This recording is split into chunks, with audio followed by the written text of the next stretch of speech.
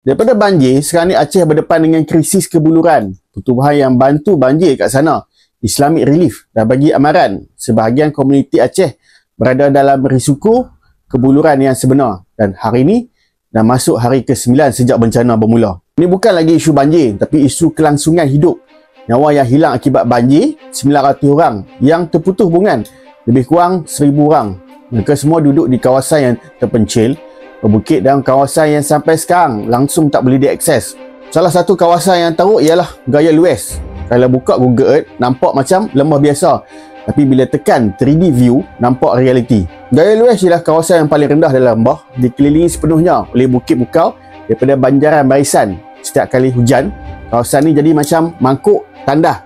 Banjir daripada keliling bukit turun kawasan ini. Hujan mula turun pada 27 November. Dalam masa 48 jam, sungai pecah tebing, rumah tenggelam, 88 jambatan hilang dalam arus. Mangsa yang dipindahkan pun tak selamat, makanan tak cukup, air bersih sangat terhad, ada pusat pemindahan yang dapat bantuan sekali setiap 3 hari. Selepas banjir pertama, Bukit Bukau di sekeliling mula runtuh. Yang berlaku bukan banjir air, sebaliknya banjir lumpur. Jalan raya hilang terus, ditimbuh oleh lumpur dan laluan lenyap terus. Soalan, kenapa banjir ini terjadi? Of course, pembalakan. Kawasan ini terkenal dengan pembalakan haram sejak berdekad-dekad, tapi tiada tindakan. Gaya Lues juga famous dengan pembukaan ladang kopi, pinang dan pokok koko yang dibina oleh penduduk tempatan sendiri di lereng bukit tanpa kawalan. Luas Gaya Lues ialah 5,500 km persegi.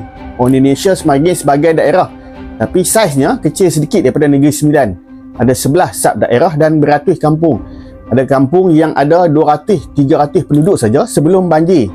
Selepas lumpur turun, kampung hilang.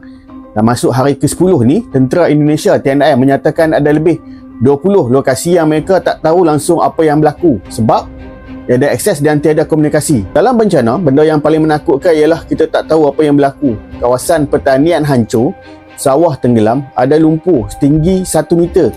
Bila yang mengerah jadi macam simen, tak boleh digali, tak boleh ditanam semula.